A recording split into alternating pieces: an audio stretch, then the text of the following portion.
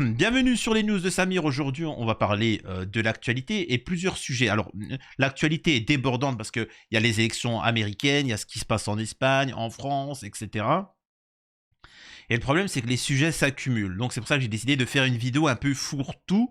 Voilà, on va parler un petit peu d'Hanouna. Et je dirais qu'en titre, Hanouna veut imiter Soral avec son projet ER, Égalité Réconciliation. Hanouna veut le copier. Et je vous expliquerai pourquoi. On va parler de l'Algérie. Macron, en effet, reconnaît certaines atrocités qui ont été commises en Algérie. Mais c'est vraiment pathétique. Franchement, en fait, c'est là où vous allez comprendre c'est quoi la diplomatie, la politique algérienne comparée à la politique française. C'est-à-dire que Emmanuel Macron et sa politique, ils sont dans un microcosme où ils pensent que... Enfin, je vais pas trop en dire. Donc, on va parler un petit peu de la danse du ventre qu'il essaye de faire à l'Algérie, qui est juste pathétique. On va parler aussi d'un dessin animé, d'un dessin animé français. Hein, j'ai bien dit français, qui va parler un petit peu de la situation en Algérie au moment de la colonisation. Hein. C'est avec une vision française de la situation, etc. Vous allez voir, ça va être intéressant. Je vais répondre, réagir là-dessus. Moi, ce qui m'intéresse, c'est les réactions des gens. Parce que ça a été assez dur en commentaire et voilà, je développerai. Zemmour qui prépare les Français à la ère civile. C'est un fait, c'est acté, il le dit, vous allez voir ce qu'il en est, et c'est gravissime. Et derrière, comprenez-le bien, si tu es un ennemi de la France, tu valides les propos de Zemmour. Parce qu'en définitive, la France ressemblera à la Syrie actuelle ou à la Libye actuelle. C'est ça une ère civile. C'est la destruction d'un pays. Donc voilà, bref. Avant de démarrer, je vous invite à vous abonner, laisser un petit commentaire, un like pour le référencement, me rejoindre sur les réseaux sociaux et sur mes chaînes secondaires. Alors, on va commencer par quoi? Ah oui, aussi le match de foot France... comment on appelle ça? France... comment il s'appelle? France-Am-Israël. Nous avons le match France-Am-Israël que les instances ont appelé à boycotter, à la gauche et ainsi de suite. Et on se rend compte que la caste politico-médiatique réagit en disant non. Pourquoi on boycotterait la Russie et on ne boycotterait pas Am-Israël? Ça, c'est la question qu'on pose. Ici, il ne s'agit pas de parler de ce sujet-là, c'est de voir la réaction des médias et de cette caste qui est tombée, par exemple, sur Louis Boyard, qui a mentionné ce boycott. Moi, je tiens juste un truc à dire. Pas les steaks. Arrêtez avec... Moi, ce que je comprends pas, et je suis désolé de vous dire ça, vous êtes des pigeons. Vous êtes des pigeons. Parce qu'en fait, moi je comprends pas pourquoi la LFI vous dit qu'il faut boycotter le match de foot France-Israël, mais aucun d'entre eux ne vous disent de retirer votre argent de telle ou telle banque, d'arrêter d'acheter les produits L'Oréal, d'arrêter de changer de votre abonnement de SFR et de passer chez un autre. Pourquoi ils ne vous le disent pas ça? Hein? Pourquoi ils n'appellent pas à la solidarité, au communautarisme agricole et ainsi? Pourquoi ils n'appellent pas à ça? Pourquoi ils vous disent juste de boycotter un petit match de foot minable qui n'a aucun intérêt? Je tiens juste à vous dire, encore une fois, que boycotter, allez voir le match! Je vous en supplie, allez voir le match France-Am-Israël! Parce que si vous boycottez ce match-là, ça n'a aucun intérêt pour Am-Israël. Ils s'en ficheront, ils s'en fichent, peu importe. Par contre, si vous tapez dans le porte-monnaie de ces gens-là, en boycottant toutes les sociétés, là, ça va leur faire du mal. Je le répète, à gauche, ils soutiennent la cause palestinienne pour se taper des boules de maghrébines. Et mesdames, les maghrébines, quand même, c'est ma communauté, je sais de quoi je parle, vous le savez très bien. Les gens qui viennent vers vous pour votre boule, en vous disant free, free, free Palestine ou salam alaikum ma soeur, je suis un converti. On les connaît quand même, mesdames. On connaît l'histoire. Donc arrêtez d'écouter ces gens qui vous appellent à boycotter des choses inutiles. C'est comme les syndicalistes, je répète, qui vous appellent à manifester depuis 60 piges pour tout et n'importe quoi, de danser, de twerker, de manger des merguez de chez Hamid. Et quand on leur dit, bon, maintenant, il va falloir faire du concret, faire des choses comme ça, oh, doucement, doucement, tu es radical. Incroyable. Se faire traiter de radicaliste par des gauchistes. Bref. Je passe tout de suite à Emmanuel Macron, à Cyril Hanouna et Soral. Il faut savoir que Cyril Hanouna, vu que sa chaîne a été fermée, alors je ne vais pas vous montrer les articles, je vais juste vous parler comme ça. Il dit qu'il va créer son propre groupe de médias. Il faut savoir que Hanouna, ce qui l'intéresse, c'est pas l'argent, il a le même projet qu'Alain Soral. Vous allez comprendre ce que c'est, même si Alain Soral, son but n'est pas forcément premier, c'était ça, mais il le sait qu'il peut atteindre un objectif. Il aurait pu, maintenant c'est fini parce qu'on est en France. Hanouna rêve de devenir président de la République française.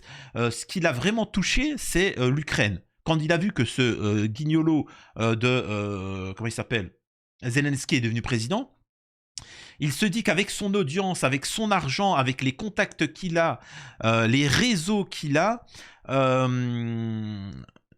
et aussi l'image qu'il avait auparavant, c'est-à-dire d'un homme du peuple qui réunit les gens de droite, de gauche, de toutes les confessions, etc., il voulait prétendre à ça. Il faut savoir que petit à petit, il a déjà fait des choses comme ça, dans ce sens-là. La problématique, c'est que comme c'est un maghrébin juif, il a certains défauts que d'autres n'ont pas. C'est-à-dire qu'il s'est vanté sur la tête de ma mère, je vais tout péter, mon frère, je vais devenir multimillionnaire. En fait, il se grille comme ça. C'est-à-dire que certains dans sa communauté sont beaucoup plus cohérents, mais jusqu'au bout. Sauf que lui, il se grille. C'est-à-dire qu'au bout d'un moment, il a montré son...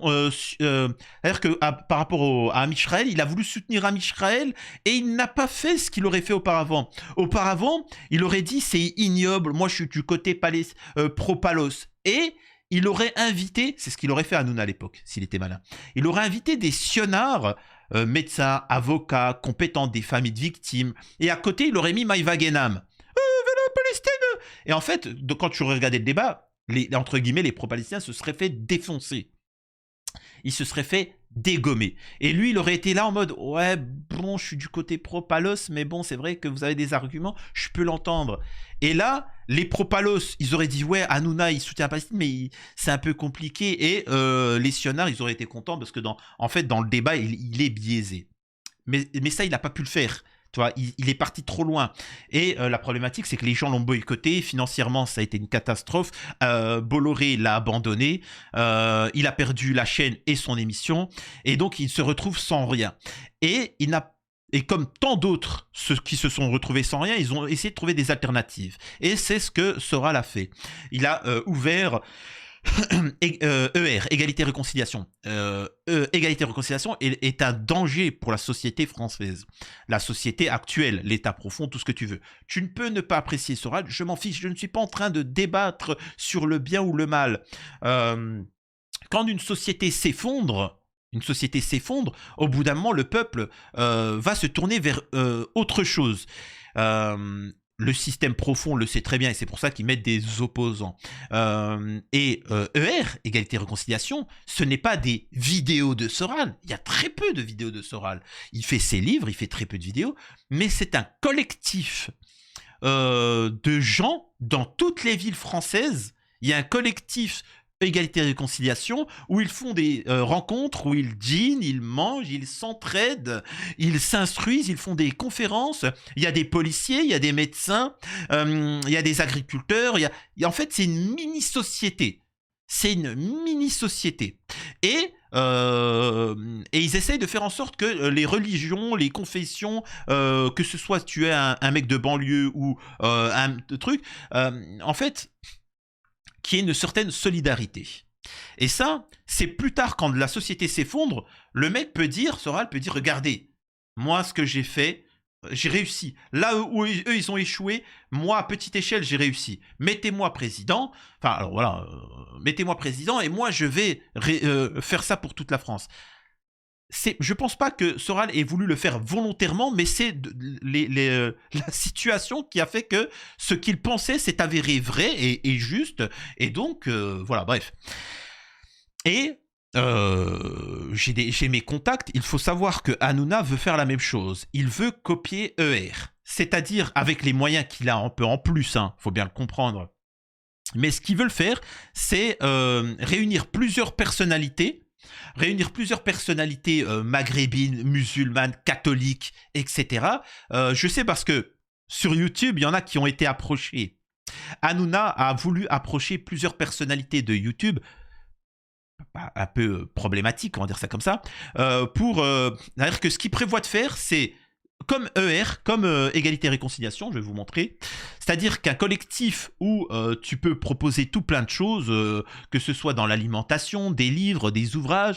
Nous avons un spécialiste de la situation au Moyen-Orient. Il y en a un qui est plutôt sur le côté de la santé. Il y en a qui parlent plus du côté des influenceurs. On a Soral qui chapeaute tout. Voilà. Chacun a des particularités. On a Xavier Moreau, même s'il ne fait pas partie d'ER, mais il est mis en avant sur la plateforme ER pour parler de la situation en Russie, hein, le conflit russo-ukrainien. Vous voyez, c'est comme ça. Et Hanouna veut faire la même chose en France pour essayer d'attirer tout le monde vers lui. Sauf que ça ne marchera pas. Il y en a plein qui s'y sont essayés et ils se sont fracasser la gueule parce que n'est pas Soral qui veut, n'est pas en fait il faut prendre des gens compétents, sinon ça ne marche pas, hein. Et malheureusement les millions d'euros n'achètent pas le talent. Et pour l'objectif, c'est de devenir comme ER, parce qu'en plus, les adhérents de ER appellent Soral président, monsieur le président, etc. Pour ceux qui connaissent aussi, excusez-moi, je digresse, la série Fondation d'Isaac Asimov. La série Fondation, l'humanité a colonisé toute la galaxie. Il y a un empire qui dirige la galaxie depuis 12 000 ans. Et certains prévoient qu'il va s'effondrer. Et justement, nous avons un individu qui décide d'ouvrir une sorte de égalité-réconciliation. J'extrapole, bien évidemment. Et Hanouna rêve en ça de devenir président. Pathétique qu'il est, ça ne marchera pas parce qu'il n'est pas cultivé. C'est tout, hein. Ça peut marcher à la télé pour des vieux papis de 70 ans de croire que comment il s'appelle, Géraldine Maillet est une intellectuelle, une catholique. On peut leur faire croire que Raymond Abou est un homme du peuple alors qu'il est plus ancien dans le métier que Hanouna, comment il s'appelle l'autre là, Gilles Verdez est un musulman pratiquant, etc. Mais dans la réalité, sur Internet, ça ne marche pas, ça. Hein, ça ne marche pas. Donc soyez prêts d'ici quelques temps à une chaîne en continu, des vidéos comme sur ER, mais tenues par Hanouna, avec aussi une chaîne en continu en live sur YouTube, sur Twitch, sur tout ça, où ils vont diffuser certes l'émission de Hanouna, mais d'autres trucs comme l'avocat aussi Divisio et ainsi de suite. C'est pour ça que vous avez pu voir certains s'agréger auprès d'Hanouna. Mais quand ils vont voir qu'Hanouna n'a plus les moyens de financer ces gens-là, ça va s'écarter. Voilà. Donc là, je saute le sujet Hanouna. Là, on va revenir un petit peu sur un truc qui m'intéresse, c'est l'Algérie. On a La Petite Casbah, c'est une nouvelle série d'animation pour enfants sur France Télévisions qui parle de l'Algérie de l'époque, etc.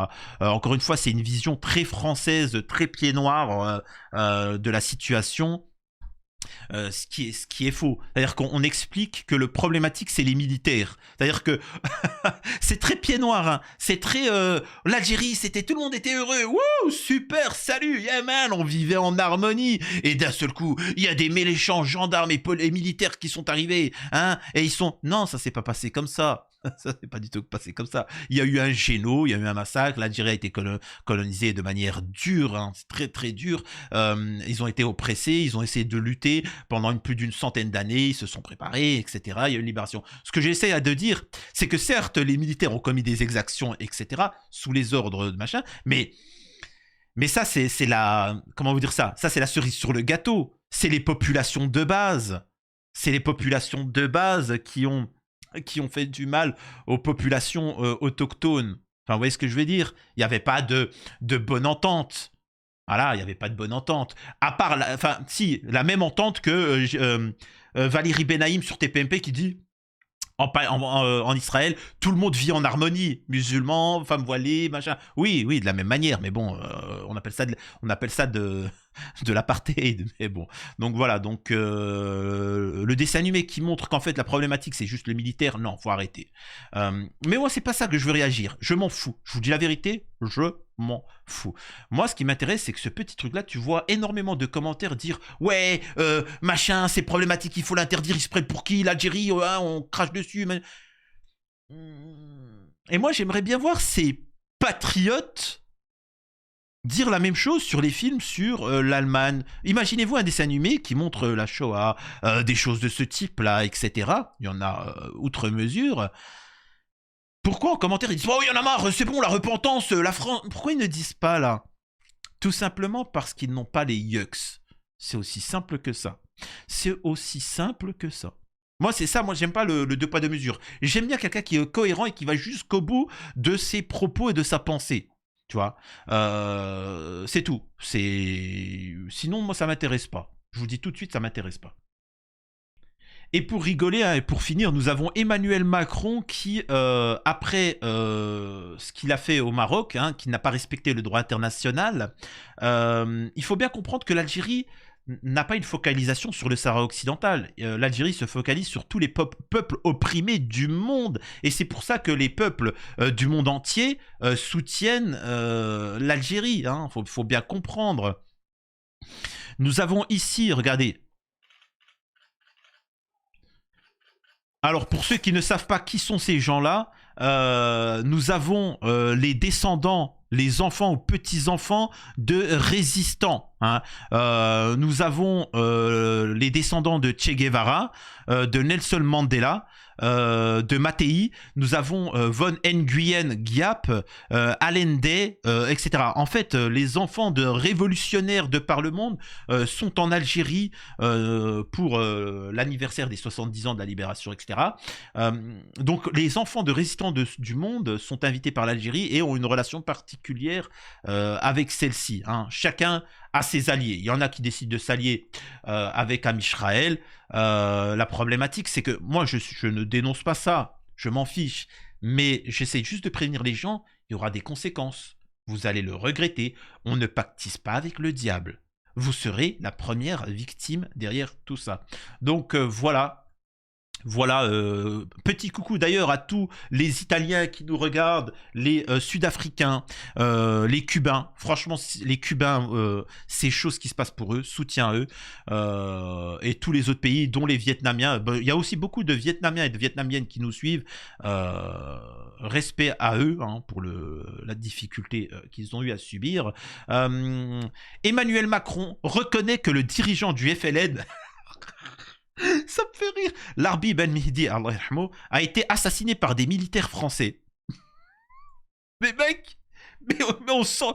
En Algérie, on s'en fout. On le sait, ça. On le sait que vous l'avez éliminé. Alors, il faut savoir que c'est des révolutionnaires qui ont soutenu la cause et qui ont permis de la libération de l'Algérie et avec une dignité sans pareille et pour salir l'image. Pour salir, c'est un petit peu comme les amis israéliens qui ont expliqué que les résistants, les responsables du Hamas s'achetaient des vestes Gucci ou des choses comme ça. C'est fait exprès, c'est pour salir l'image. La France avait voulu faire la même chose en disant, regardez, il s'est ôté la vie lui-même. Oui, bien sûr, bien évidemment. Incroyable. Et donc, là, la France décide... Macron dit, bah, non, finalement, on avoue, c'est vrai, c'est nous, on l'a vilipendé. Mais ça vous montre un petit peu la problématique en France. Quand tu négocies avec quelqu'un, tu dois montrer du concret. Ça, l'Algérie, ils s'en fichent de ça. Ils savent très bien, eux, ce que la France a fait. Vous devez reconnaître tous les crimes que vous avez commis, point, et vous devez, voilà, c'est tout. Arrêtez de tourner autour du pot. Enfin, vous voyez ce que je veux dire? Eux, le français, ils négocient... je crois que c'est bah, il passe justement sur ER. C'est dans Égalité et Réconciliation, il y a l'ancien général français Delaware qui dit En Russie, par exemple, on a une caste politique qui sont dans le concret, dans la diplomatie, dans le concret machin. En France, on a des gens qui sont complètement à l'ouest. C'est des TikTokers. Ils s'imaginent des choses et ils pensent que c'est la réalité. À quel moment t'as cru qu'en reconnaissant cet assassinat, à quel moment tu as cru que ça allait changer la donne pour l'Algérie? C'est fini. C'est bon, arrêtez. Donc voilà, alors vraiment, je vous ai donné plusieurs petits sujets, mais voilà, c'était vraiment une vidéo un peu fourre-tout, mais je tenais à vous la faire partager. Prenez soin de vous, à la prochaine sur les news de Samir.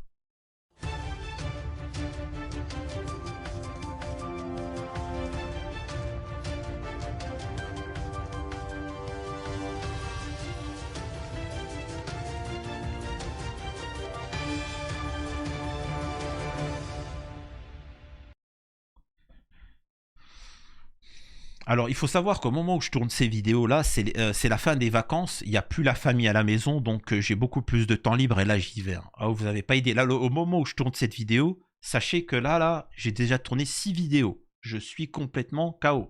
Un truc incroyable. Non, mais oh. Et aussi, il y en a, j'aime bien, ils me font rire. Ils me disent, Samir, tu es acheté par le gouvernement algérien. Par pitié, si seulement. Mais regardez-moi, je suis là.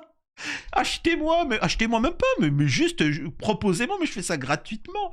Et en fait, on me dit, tu as acheté, mais je donnerai de l'argent pour. C'est ça qu'ils comprennent pas. Je donnerai de l'argent pour.